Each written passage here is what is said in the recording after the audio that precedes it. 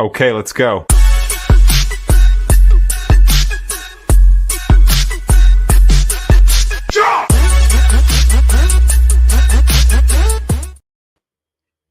Hi, you guys. Happy Tuesday, September 24th. Almost. It's the last Tuesday in September. Then we move on to pumpkin month, October. So, how are you all? I'm glad you're here. Glad you're joining us. And yeah, so I know some of you are just coming back from Content 2024.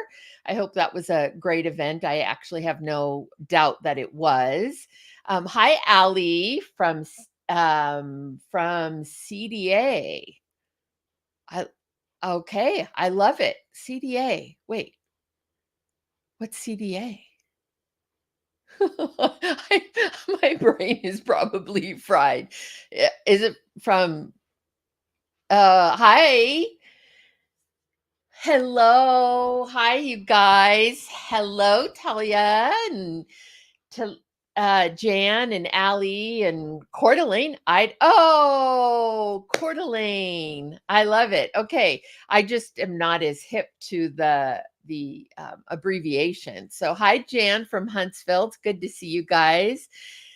Um so fun to have you. We actually get to just talk and ask questions, and I'll answer questions. It's just us tonight. Carolyn from Seattle. We have Carolyn Holmberg from Seattle, and then we have Carolyn Wong from soggy Northern Virginia. So you guys came back to back. It's the Carolyns, both in at 6:37. I love it. So Allie, I've never been up to Coeur d'Alene. I want to, and I'm going to someday soon. I've heard it's just beautiful, so I look forward to getting up there. Hi, Jenny from Knoxville and MJ from Texas, deep in the heart of Texas, Richmond, Virginia. So we have a couple from Virginia now. So okay, we are doing good. So glad you guys are here. We've had several weeks where we've had back to back to back guests. So this week it's just me. It's just you and me. And so if you have any questions that you've had for the last few weeks and we never got to them because we had special guests, then please feel free to ask them for sure. Randy, I love it. Randy tells us he's watching with his parole officer, which, Randy, I've been meaning to talk to you about that. And we've got to figure out an intervention to get you out of trouble because, you just end up in some really strange places doing some very crazy things. Oh, that's right. You're an actor. You're an actor and an antique collector and seller, right? You sort of deal in antiques. So Randy will sometimes post that he has this like crazy thing that he found at some auction or some roadside American picker. He's an American picker. Yeah, he'll post that he has some crazy thing in the back of his truck or the back of his car because he was driving down the highway and saw somebody's estate sale or barn or something. And so Randy is our own American picker. I love it. Randy, that suits you. I think that fits you. When you're not acting or producing, then that's exactly what I would expect you to be doing. So, Randy, are you guys back in Texas? Are you out in California? Where are you these days? I can't keep up with you.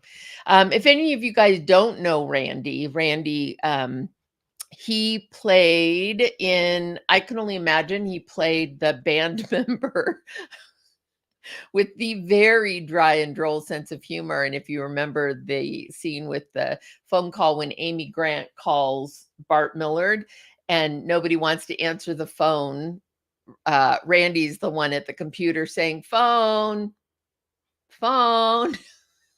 rather than answering it. So anyway, that's Randy. You probably know him from other things too. So anyway, it's good to see you guys. Did any of you guys make it to content? Probably not, because from what I understand, it just ended right today.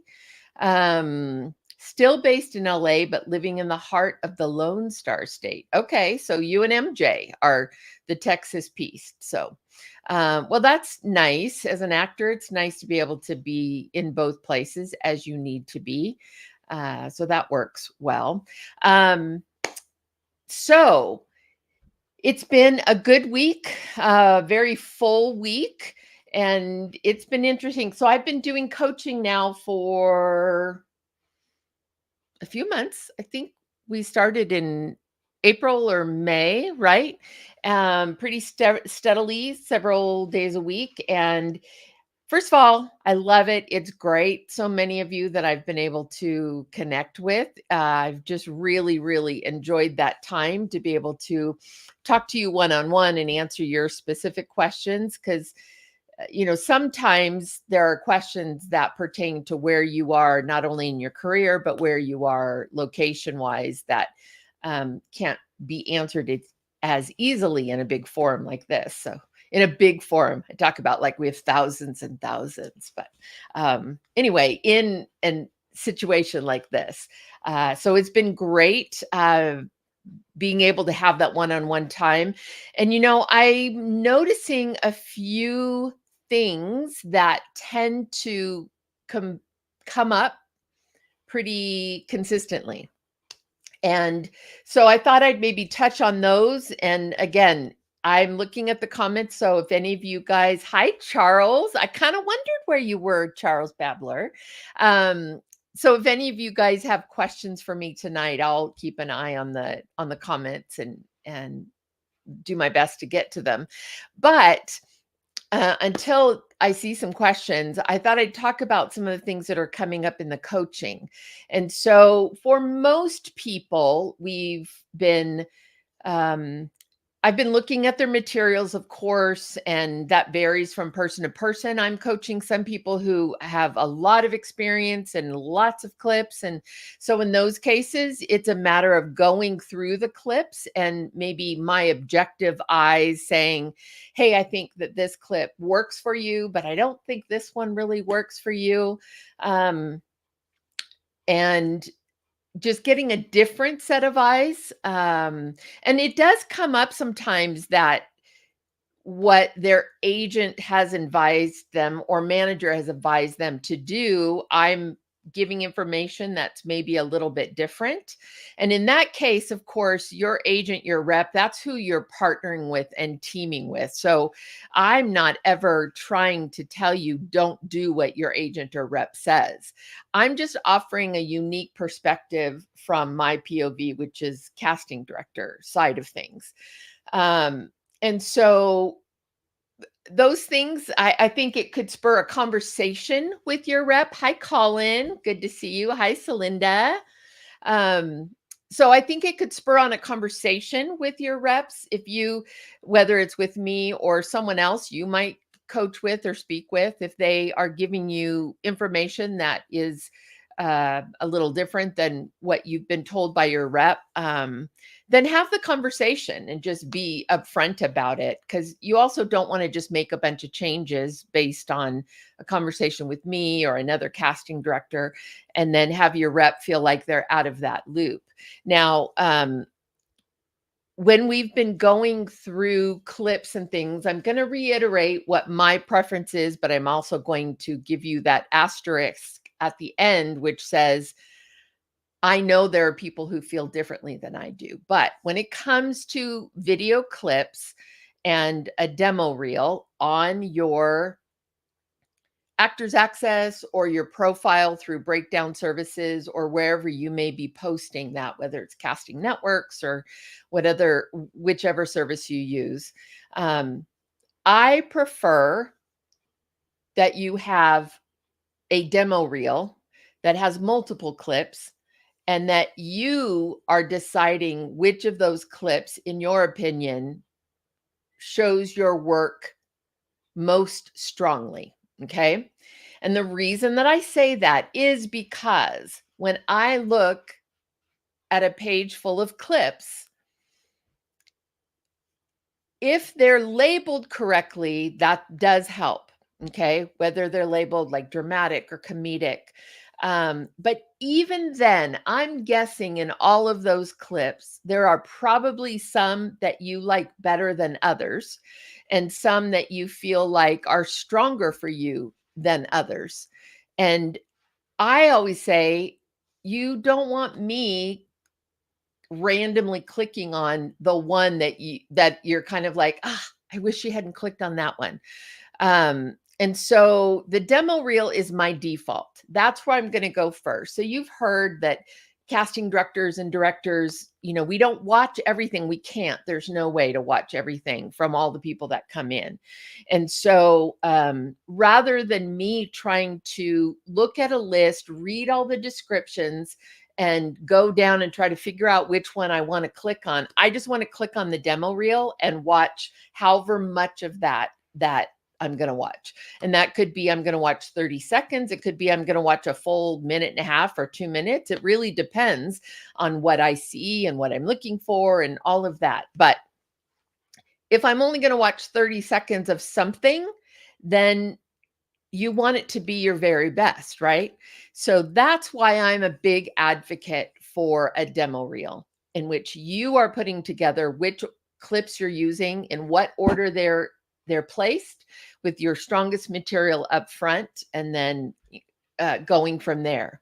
Now, ideally, you have your demo reel, which is a minute and a half, 2 minutes, a minute.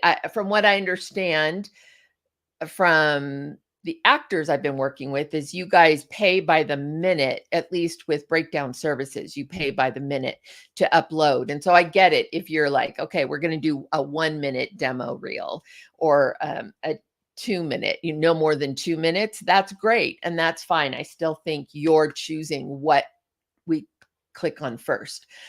Then when it comes to the individual clips that you're going to, that you have listed, if you choose to do that. First of all, anything that is actually a self-tape and not a clip from a movie, you need to note that, because if we click on something expecting to see it's from a piece of work you've done and it's a self-tape, then chances are we're still going to feel like we have to hunt around to find something that's from a work. Some casting directors don't love self-tapes. I think they're the minority. And again, I've said before, it's way better to have a really strong, well done self-tape than nothing at all, because the competition is such that so many people have media and visuals we can see, so that when you don't, it just makes it easier for us to pass by you. And you don't want to make it easier for us to pass by you. So for that reason, I do advocate, in lieu of other materials or other character types, I do advocate a really good self-tape.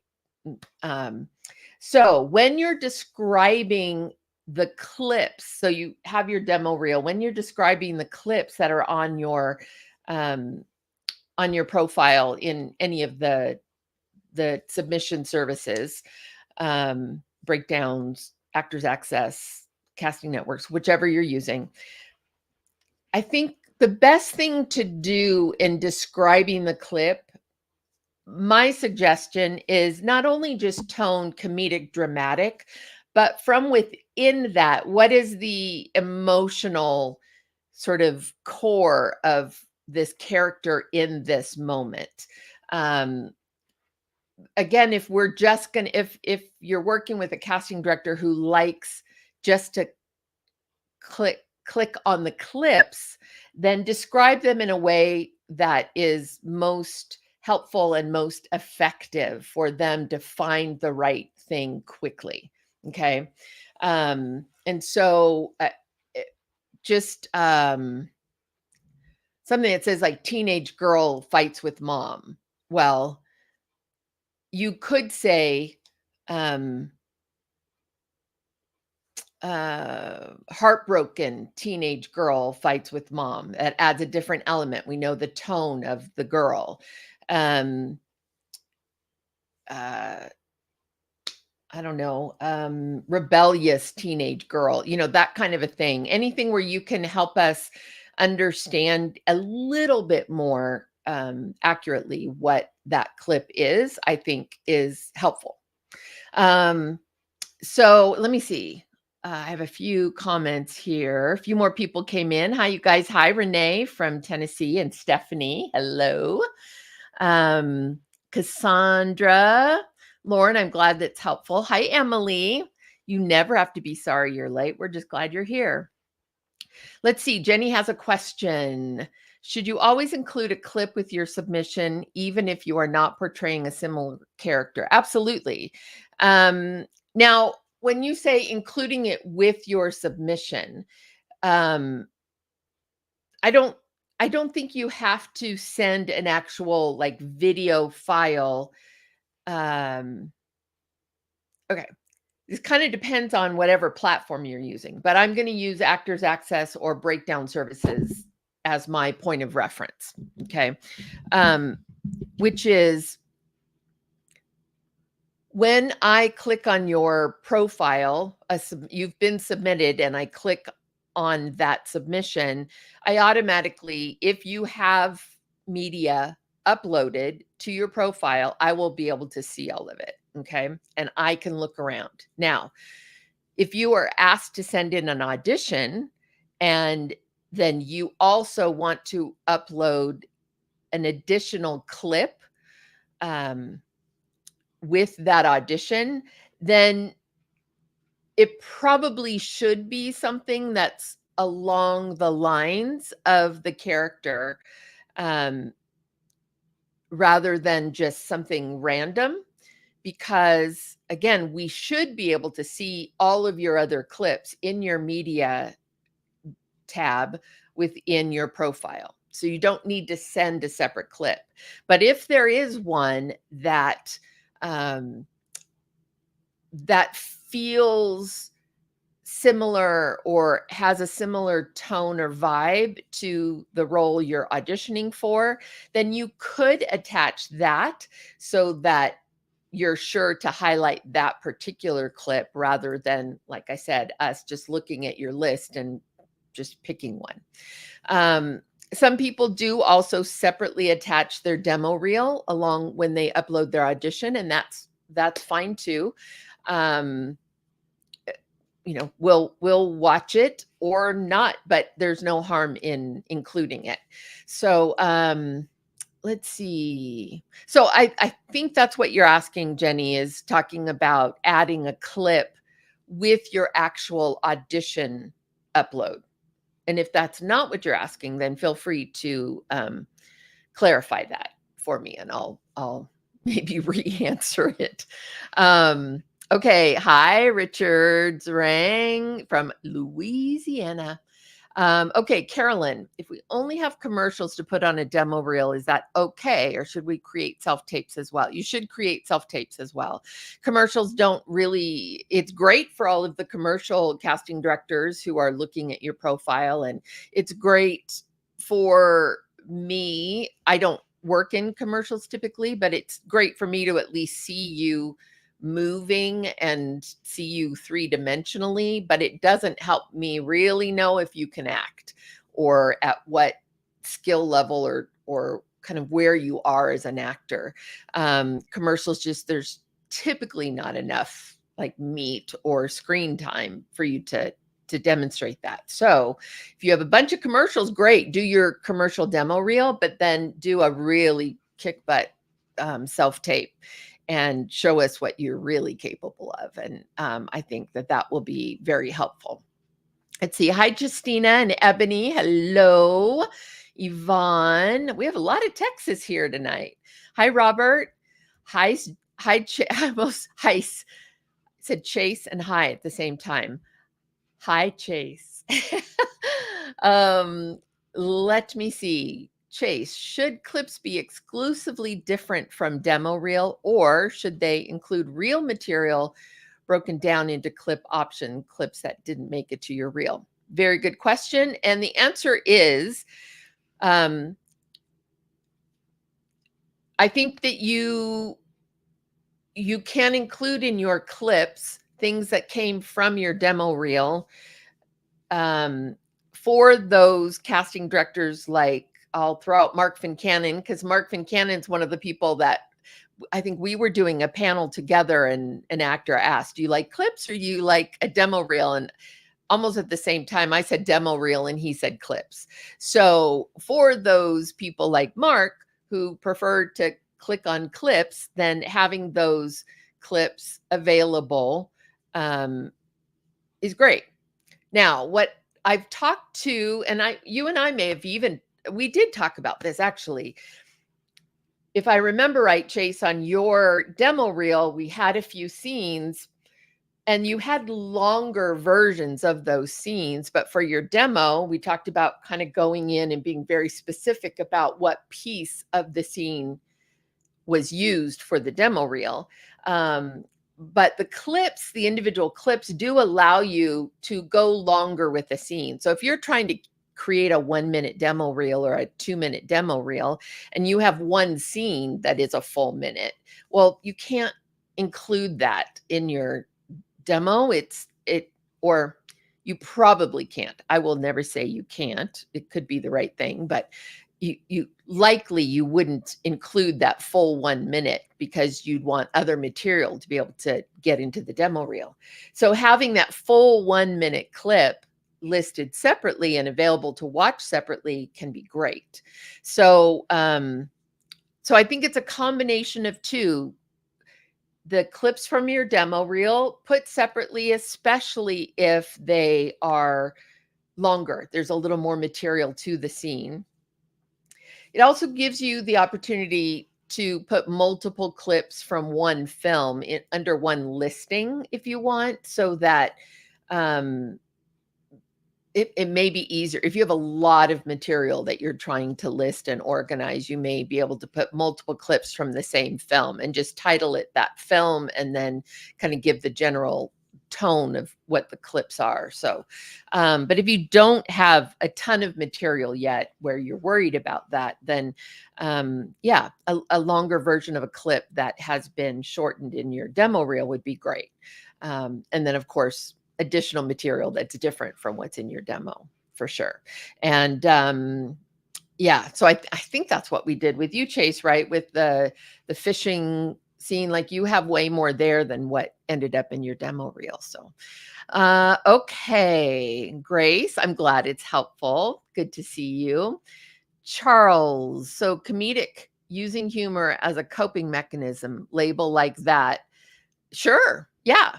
Actually, yeah, great. And you can see, Charles, that's actually a pretty good example, because you can see how, okay, comedic, that could mean anything. That could mean like Three Stooges, all the way to I Love Lucy, to Ellen DeGeneres, to, you know what I mean? Like there's a million different styles and kinds of comedic. So by adding that little description of it, this character is using humor as a coping mechanism, actually gives us a much greater depth to the character. There's a layer under there that's permeating the humor and why the character is using the humor. So yeah, I think that actually could be a great label. It also, I'll speak for myself, it also tells me that you understand the complexity of emotion and humor. Humor is not just humor, just like sadness is not just sadness. There's so much more that goes into why something is funny, or why we use humor, or why we're sad, or all of that. So yeah, that's a really good example, Charles. Hi, Julio. It's good to see you. I see your hockey postings. Julio is a professional inline hockey player, goalie, I think, right? Right, Julio? I think goalie, um, who I met on the set of The Perfect Christmas. That was a fun one. Hi, Candace. Candace says, I think you may be talking about when one self-submits and you choose the clips you wish to submit based on the breakdowns. Okay. Okay. Yeah, yeah, you could certainly do that. I get that, Candace. If you're submitting, you can choose to highlight or um, post or mention or include the clips that you think are most in tone like that. Now, I do get actors, that brings up kind of one thing that comes up. I do get actors who will say, and ironically, these are oftentimes actors who have a lot of credits and work a lot. So maybe they've gotten maybe a little comfortable with sort of like, oh, you know me, I don't need to audition. There's this idea of like, well, you've seen my work, you know what I can do. And my answer to that, and often the director's answer to that, is yes and no, because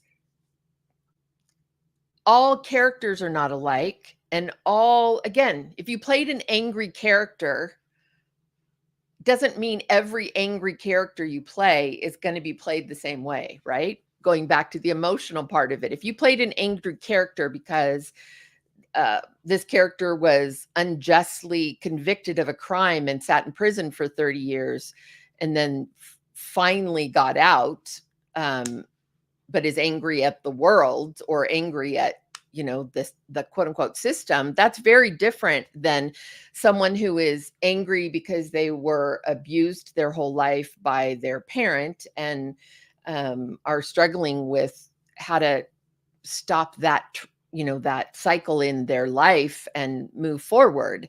Those are different characters. So just because I see you playing angry in one piece doesn't mean myself or the director automatically know how you would approach this other quote unquote angry character. Okay. So yes, you do get to a point, some people do get to a point where they have so much work available that you can see elements of those characters, and you have and you see the range of the work that they've done, the years and years, many times decades of work that they've done, that allow you to have a confidence that they could take on, the character that you are wanting them to do, and that you've seen enough of similar type qualities or vibes that you feel confident and you feel good. That's why, we make offers often to actors that are well known and well experienced, because we do have that confidence level. But be careful about getting that feeling of like, oh, I've auditioned for her before, she knows what I can do, I shouldn't have to send in another audition. Well, I'll talk about myself personally. I'm not asking you to audition to torment you or to torture you. I'm asking because I'm honestly trying to see if there's a fit. If you are someone that I have had audition multiple times and we just haven't found the right fit yet, I will keep trying. And if there's something that I think you legitimately could be the right fit for, I'm going to ask you to audition, because I want to find a place for you. I want to get the right fit for you. So it's a good thing when you're being asked. It might be frustrating because it causes you to think about the times that you've auditioned and nothing came of it. But if we didn't like you, if we didn't want to find a good fit, then you just would never hear from us again. So if you're hearing from a casting director consistently, just keep doing it. Just keep doing it. Just keep auditioning, keep doing great work, and sooner or later the right fit will come. So let's see. Hi, Jean. See you here. It's good to see you here. Okay, Ali, do you think there is anything that can be drawn from Shakespearean acting that can be brought to film acting? Um, yeah, absolutely. I mean, I think any kind of acting can feed you as a person and can feed you and inform you and educate you in different experiences. Obviously, Shakespeare was a different time, a different culture, a different way of speaking, a different, even a way of presenting yourself physically. There was, more of an uprightness to that era and that time frame. So yes, you can learn a lot from doing any kind of acting.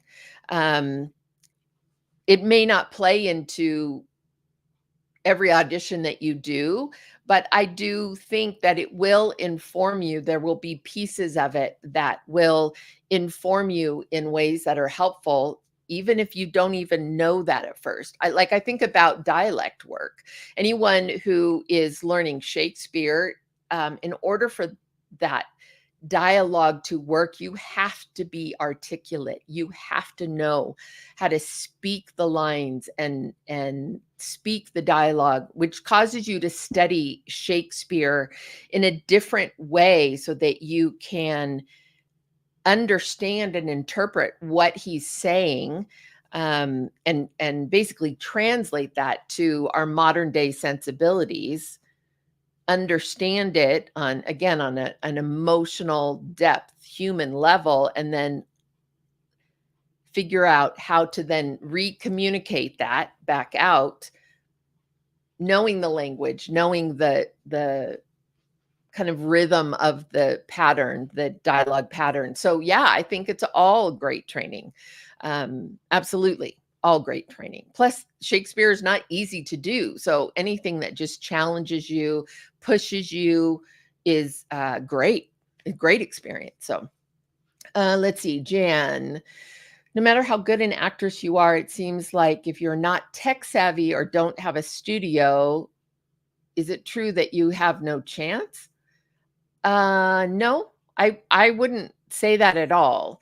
It is true that these days, um, being able to do your own self-tape audition and know how to submit that, um, and have some basic technical knowledge, um, is important, just because so much is now self-tapes and online and computers.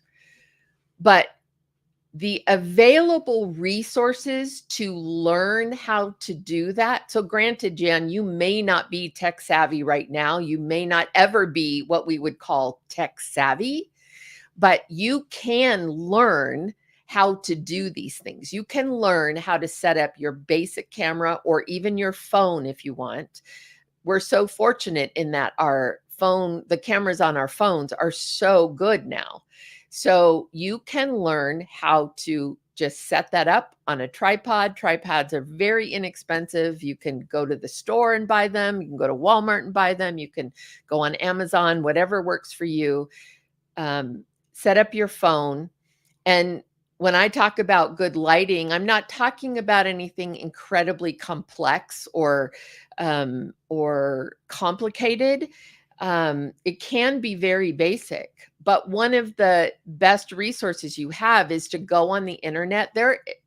I I would guess that there are multiple videos you can find and watch that will talk to you about how to set up your camera and how to even set up basic lighting for an audition, and then what you need to do to be able to then send that in. You don't have to do fancy titles. You don't have to do anything extra other than get it on tape and be able to hit send and fill out the questions that are asked. So, like on Actors Access or breakdowns, um, there are certain just fill in the blanks that you do to, that go along with your clip. And so you just fill in the blanks that are provided for you. So, I here's what I'll say. You only have no chance if you believe you have no chance. Because if you truly believe I'm never going to learn this stuff, I'm never going to know how to do this, then it may cause you to just sort of pull back and not try. But Jan, you don't have to be in that position. There are not only videos and materials you can find online, but there are people you can talk to who may be able to help you and talk through some of those things. So there are a lot of resources. If you'll look for them, I think you'll find them. So yes, I agree with you. Being able to know how to submit online, and it's especially if you don't have an agent. If you have an agent, they do all that for you. Send them the video and then they submit it and take care of that for you. But if you don't and you're doing it yourself, then there's just a few basic things that you need to learn, and you can learn them. So no, I don't agree with that statement, because Jan, I think you can learn what you need to learn on a very basic level and you will be fine. Okay, Justina Page, how long should clips be? I don't have a hard rule about that, because it depends on the clip. Some clips I look at and think you could have cut that off after 20 seconds, and other clips cut off at 20 seconds and I'm thinking, I need to know what happened next. Or it feels like maybe you cut it off at an awkward time, and I'm wanting just a little bit more. Some of the coaching I've been doing, I'll watch the materials beforehand in preparation for our coaching time, and I find myself saying, so what in this clip on your demo, or in this clip in your profile, what happens after this? Because I have a sense that it's been cut off, but there's more to come. Now, sometimes it's cut off because the scene changes, or because it becomes a scene where the other person has far more of the focus and dialogue. So there isn't a whole lot of meat for you to continue on with the scene. So I get it. But so it's, again, it's hard for me to say. I think anything like more than a minute is long for one clip. So 30 seconds, 20 to 30 seconds, maybe, depending on the piece, 30 to 45 if it's very compelling and very strong. If you go over a minute, it just needs to be one of those scenes that is so compelling, whether it's comedic or dramatic, but just so compelling and so action-packed or content-packed that we're just watching and compelled to watch. I would err on the side of longer than shorter, but I understand there's a cost associated with uploading longer clips versus shorter clips. So that you have to make those decisions for yourself as far as economically what works for you, and what you can and can't do. But keep in mind, I can always click off the clip. If it's long and I don't need to see anymore, I just stop watching. But if you clip it too short, I may be left kind of like wondering why it was cut off, or what was coming, or feeling like, I wanted to see more. So, so yeah, that's my 2 cents worth. Let's see. Lori, you're missing content, but you're at the beach. Wow, that is a hard trade-up, because content is wonderful. I'm not there this year, obviously, either, but the beach is pretty amazing. So, if you can't be at content, at least you're at the beach. That's great. Hi, Don Overstreet. Howdy in Oregon. Okay. Getting a little warm weather. Let's see. Hi, Letitia. Glad you're here. Yeah, Gene Seelig, Gene Winger says an audition is a win. It certainly is. Definitely is. Let's see, Letitia, I see it as a win when I get multiple auditions from the same casting. Absolutely, Letitia, that's exactly how you should look at it. It means we're trying. It means we want that we believe in you, that we see potential in you, and that we want to find a place for you.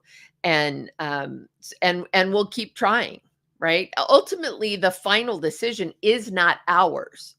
So it is the director's. So, we can ask you to audition. You return a great audition that we think is very strong. So the next step will be that it goes into the selects that go to the director to review. At that point, it's their feedback, because then they know what they're looking for. They know the vibe or the tone or the look that is closest to sort of their vision for the character. Or they see something they didn't expect that kind of got them thinking in a new way and took them by surprise. And so they find themselves gravitating there. But if I'm continuing to ask you to audition, chances are that means I'm continually putting your auditions forward to the director. And one of these days, it's going to be the right fit. So let's see. Diego, fun fact, ironically enough, Lee Ellen Baker is inspired and continues to use her Shakespearean training for her comedy. That's true. Lee Ellen Baker was trained as a Shakespearean actor. That was her training. And she talks a lot about how that training influences how she approaches comedy, and just as an actor, the complexity of Shakespearean words and plays and writings. And it really can affect how you process the words and process the characters and what's going on and think that through. So yeah, Diego, that's right. Charles, if you get the audition, you did your job as an actor. You get the job, it means the casting director did their job. Exactly. Let's see. Letitia, there's lots of tutorials on self-tapes on YouTube. Yes. So Jan, I don't think you'll have to search very far. Jan, the camera part I got is good. It's doing the demos. Okay, doing the demo reels. Okay, I get it. You don't have to, there are people who can help you with that and who can take your individual pieces and create, you put it together for you technically. So you don't have to do that part alone. And if you go to like a platform like Christian Casting Community, the Facebook page, and say, hey, I need help putting together a demo. Do you have any recommendations? I will guess that there will be people who chime in and either recommend people or say they themselves are able to help. So I know Venus Monique does editing. Carrie Fabian does editing, demo reel editing. So you can find people who can help you with that. That is not, editing demo reels is not a common skill that everybody has. So you'd be surprised how many people don't. Let's see, Carolyn. Have you found that with the changes in the industry, budget shrinking, season shorter, more projects are local hire? If that is the case, is it more common now for casting directors to send breakdowns to specific talent agencies rather than a wider release on Actors Access? So we have talked about this before. Not every breakdown that goes out on breakdowns goes to Actors Access. It's a choice that the casting director makes when they release the breakdown as to whether it's going to go out on Actors Access as well. So if it's a project where they anticipate getting a large number of submissions through the agents and managers, then they may not open it up to Actors Access because the numbers just get too big to be able to get through everyone and look at everyone. And so in that case, the default is agents and managers, because the thinking is on some level, those actors have been pre-vetted and someone is already come alongside of them and said, hey, I believe in you and in your talent, and I'm going to help you, promote your work as an agent or a manager. So It isn't so much, Carolyn, that we will just release a breakdown to a specific agency. I'd say that is still rare. I do not often do that.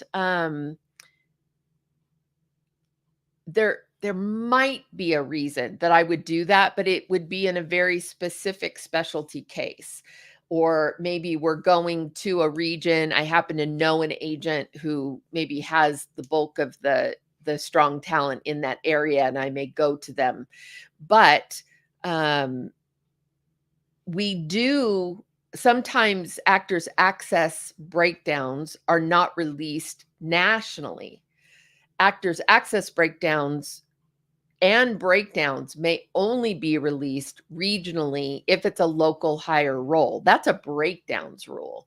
So if I'm releasing a breakdown to agents and managers and I have like 5 roles that say local hire only, they don't want me, they meaning breakdowns, don't want me to release those 5 roles nationally. They say, we'll release these 5 roles regionally, because they're aware of the fact that, you know, especially if it's a SAG project, the SAG rules of what a local hire is.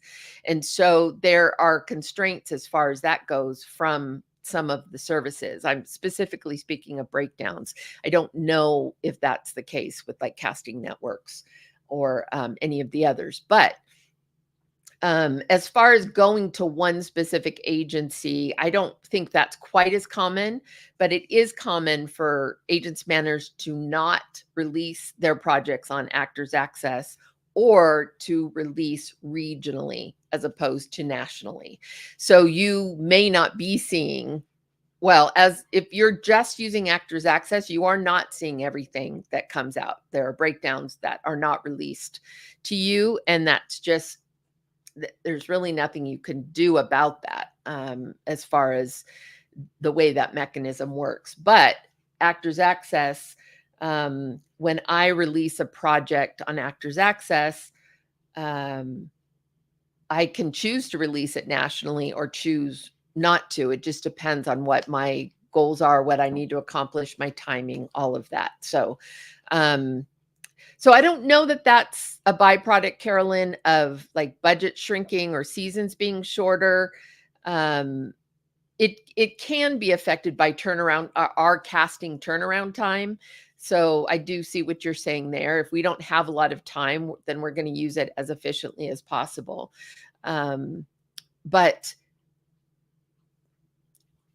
I know a lot of actors who say, I'll work local hire. And you guys, one of the most frustrating things for me and other casting directors, I'm working with one out of Charlotte right now, and we've both come across it, is we ask you in your slate, can you work local hire? I'm just going to use Charlotte as an example. Can you work local hire to Charlotte? And the reason we ask is because I don't know if you grew up there and your family home is still there and your mom and dad live there and you have an address there. I don't know if you went to college there and happened to, you know, buy a property or a lake house or whatever. I don't know. I'm not saying that because I'm trying to get you to work as a local hire and you know, not have to be I'm just asking because I don't know, right? But when you reply back in your slate and say, I'm able to work local hire in Charlotte, great. I make that note and I know that. So when we're working through all of the roles and we're looking at our auditions and looking at the people we've marked in our selects and who are our favorites, and it comes to a role that's a local hire role, we look at our notes, it says, oh, they're able to work local hire. So let's call them up. And then we get well, they'll need mileage, or, well, they can get themselves there, but they need housing. Well, that's not local hire, you guys. That's not local hire. So we production casting directors, we get a little burnt out on the, sure, I'll work local hire, but you're not actually, you're across the country. we have to be very cautious about that. And there's SAG rules about that. And then sometimes there's some of the local incentives in like Georgia or other places require that local hires have a verifiable local address. So that can change things too. But don't say you can work local hire and then ask for mileage or per diem or hotel. Don't do it. When you say you can work local hire, what that means is if your call is tomorrow at 9:00 a.m. at, Randy McDowell's farm, that you'll be at Randy McDowell's farm at 8:55 a.m. ready to go for the day. How you got there is not production's concern. You got there, you just have to be there. Now, I can work local hire because I have family or I have a family, home address I can use, and I have family to stay with, and I have mileage or miles, airline miles. The one thing that I will say that is still a hiccup with that is if our schedule changes and all of a sudden you were supposed to work a week and a half from now and a big storm's rolling in, and so they have to take all of their stage work and move it up a week, right? And so all of a sudden we're calling you and saying, hey, we need you in Charlotte in 24 hours. Can you do that? That's what you want to keep in mind when you say you'll work local hire. So I don't know how I got off on that tangent, but can you tell it's something that's come up very recently? I've had these conversations in the last week. So let's see. Dawn suggests, lots of people are chiming in about YouTube resources that are available to learn about those aspects. Let's see. Jason Cook, I feel that I still struggle standing out in a sea of actors. Any tips there? Go over the top, even though when you're on set, it is generally always more nuanced. No, you don't go over the top just to try to get noticed. You don't try to get you don't actually try to get noticed. If you're trying to get noticed, then you'll get noticed for the wrong reasons. What you need to do is be uniquely you. And when I say uniquely you, that means authentically bringing to the characters or to the project the pieces of you that make it a performance only you could do. You're not trying to be someone else. You're not trying to stand out. You're not thinking about what do I think they want to see from me. You're just going to look at the character, look at the scene. You're going to do your homework. What is this character feeling? And remember, you're not ever just feeling sad or angry or happy. Those are surface level emotions. Go to the next level and then the next level. Figure those things out. And then how do you connect to these characters uniquely? So the way Jim Carrey would approach a character versus the way I don't know, James Brolin would approach a character. I mean, they're two very different types, but let's say, like who's another, well, when we had Robin Williams, Jim Carrey or Robin Williams, every character they ever did, whether it was full on drama or wacky comedy, had an essence of them that made it uniquely theirs, a performance that no one else could give or copy, because they found a way into it that was authentic and grounded and came from an internal place, not an external place of what do they want? What do I need to give them? Okay. So don't go over the top just to go over the top because you think you want to get noticed. You want to get noticed for being creative, for being for thinking outside the box, or for approaching a character in a way that feels right to you, even if maybe it's a little different than what's on the page. But if what's on the page doesn't connect with you in an authentic way, then find a different way through it. Find a different way to approach it.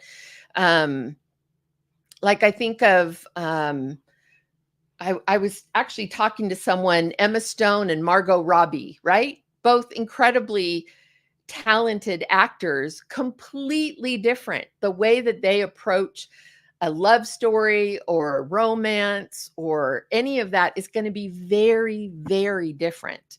And you, well, there was a role. I just read something that David Schwimmer turned down a role, and it was in a big movie, and now I can't remember what it was, but I thought to myself, and it was a big movie where the actor who did it, it was iconic for them.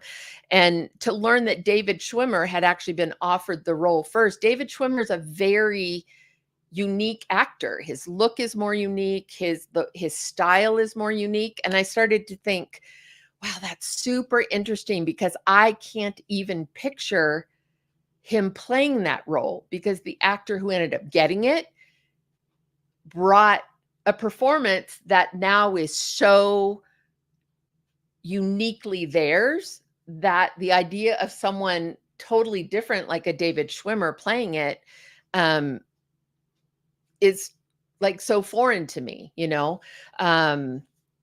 So yeah, that's the way you stand out, by doing great work, thinking deeply about the material, getting in touch with not just the surface level emotions, but the emotions that come below that.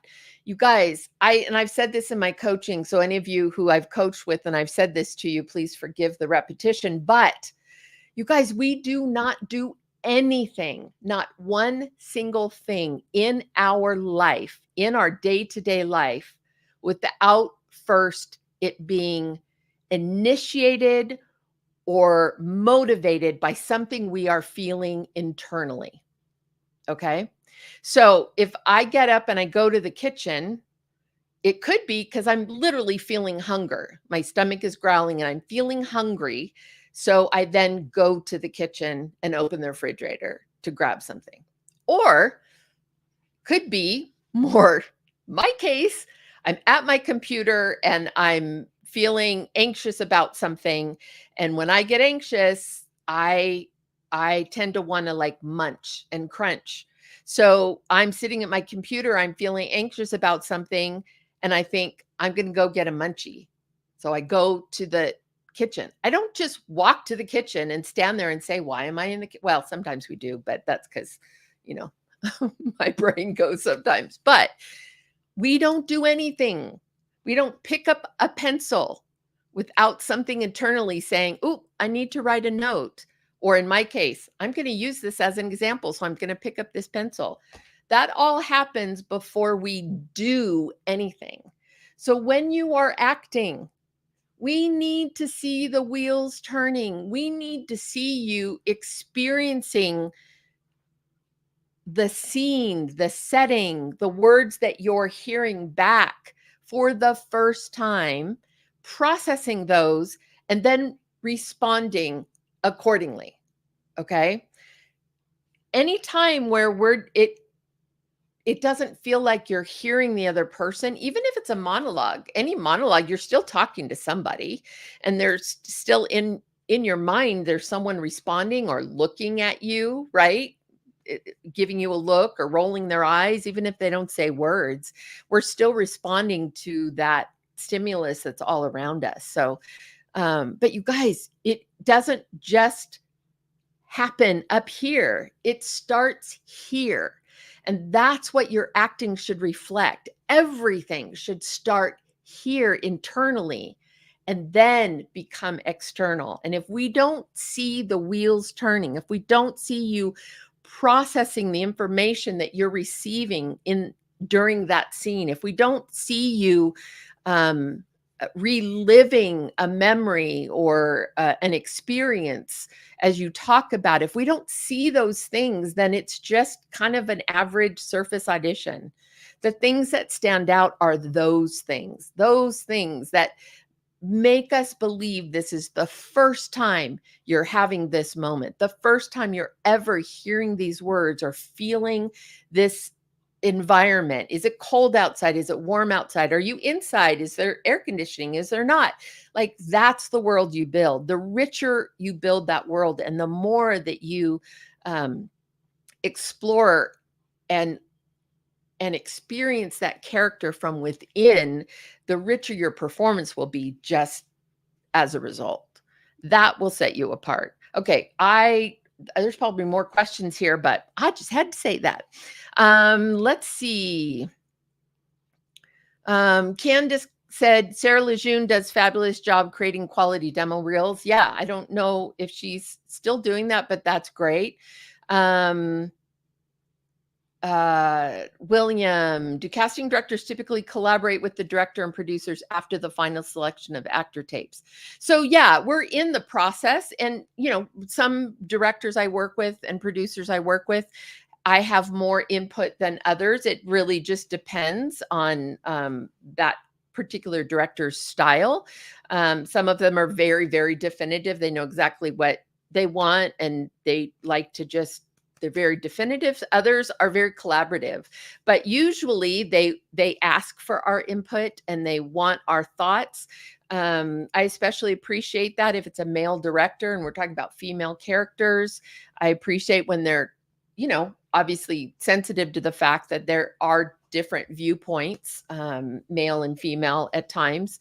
So yeah, we do tend, the people I love working with the most are the ones where we continue to have conversations literally up until that final decision is made.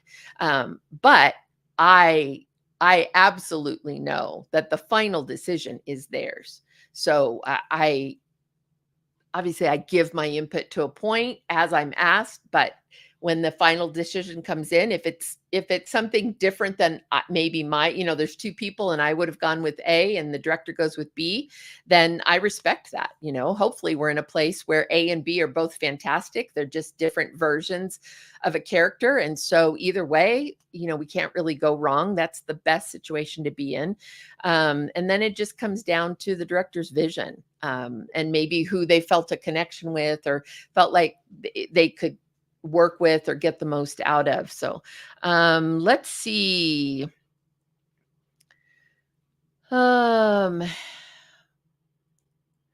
Grace, if you audition for a role in another region, are willing to be a local hire, would the preference go to the actor that is actually in that region? It could.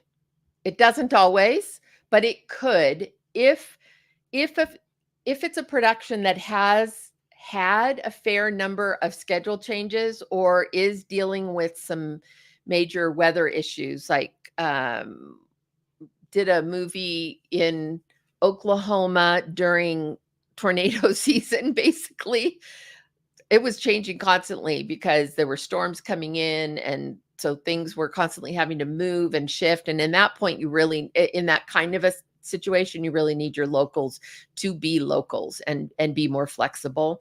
But if it's a fairly straightforward schedule, especially if there's a lot of interior stuff, because obviously weather isn't as big a factor on interior work or stage work as it is on exterior, a project that's very heavy on exterior work. So that can be a little less pressure on that. But there could be times where they'll feel better and more, there's less risk if they just go with a true local. But that's like if they're pretty equal talent wise. It's not very often they'll go with a true local who isn't great and pass up someone who says they'll work local who is great. But all things being equal or pretty equal, then the true local has a little bit of an edge there. I would agree with that. So,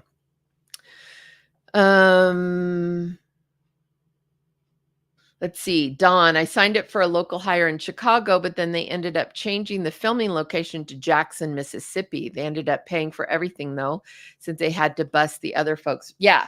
Like in that case, you didn't do anything wrong. You didn't say you'd be a local and then you weren't. They changed the location. So yeah, that's on them. They sounds like they did the right thing.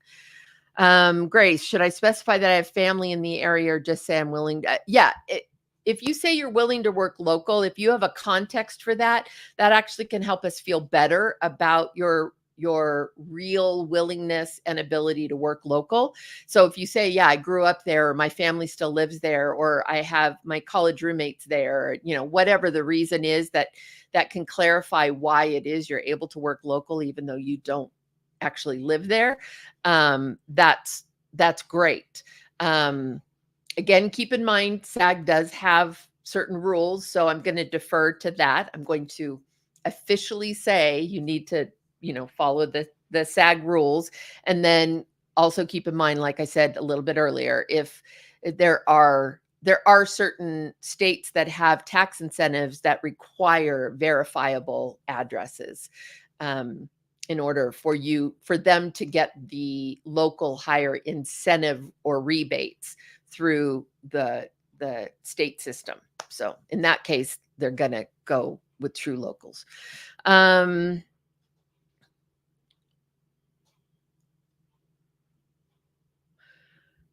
Let's see.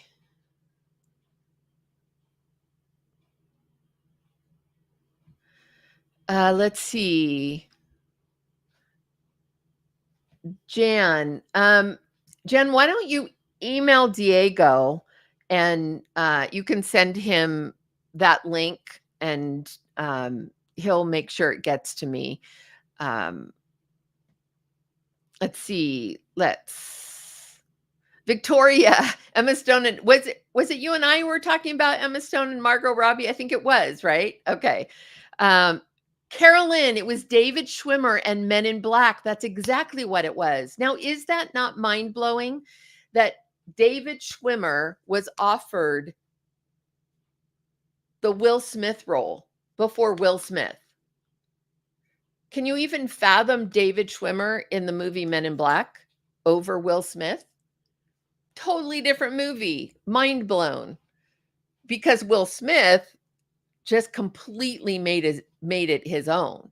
And so I look at that and go, yeah, there's no way David Schwimmer could do that. But David Schwimmer would have just been a very different version. It would have just been a completely different version. But it blows my mind once you've seen something and an actor just owns it so well, and makes it their own, then you just can't picture anybody else. You just can't.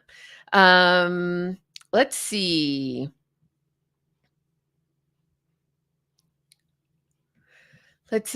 Carolyn, I really touched a nerve there with the mention of local hire. Sorry. Oh, no, it's a good subject to talk about. I'm actually thinking along the lines of where my agent is based and how that impacts what I'll get submitted for. Agent is in Texas, but I'm now living in Virginia. Time to get a new agent. Yeah, if you still have a house in Texas, or again, if you have you're able to be local hire in Texas, then keep your Texas agent. But yeah, you do need a Southeast rep now, because your Texas agent isn't getting breakdowns that are released only to the Southeast. And quite honestly, the Southeast is a very, very busy region. So you want to find Southeast representation for sure. Okay. Yeah, Robert K., right? It would be so different, so very different with David Schwimmer. Okay, so we are out of time for tonight. I think you guys are awesome. This was really fun. I actually have missed a little bit of us just being able to talk and looking at your comments and your questions, and that's great. I don't know. I think next week, again, we're doing just another general Q&A, but if that changes, I'll certainly let you know. But we do have some fun things planned and some guests that we're planning to have come in.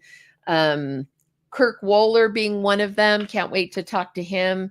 And so we're getting that scheduled for sure. And yeah, so I hope you guys have a great week and a wonderful It's probably late for you. Yeah, it's almost 10:30 for you guys on the East Coast. So I hope you sleep well and have sweet dreams.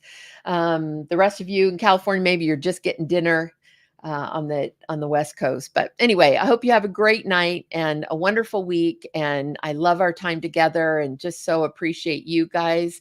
And we'll keep you posted on what's happening on our Tuesday nights. But just know we'll be here, Lord willing. We will be here every Tuesday and can't wait to spend that time with you, our Let's Talk Tuesday family. So, and don't forget about ICVM, which is coming in a couple of weeks. I will be there the 10th through the 12th of October. So looking forward to that. And then, yeah, lots happening next month. Busy month, but it's great. So appreciate you guys. Love you guys and have a great week. And I'll see you next Tuesday. Bye.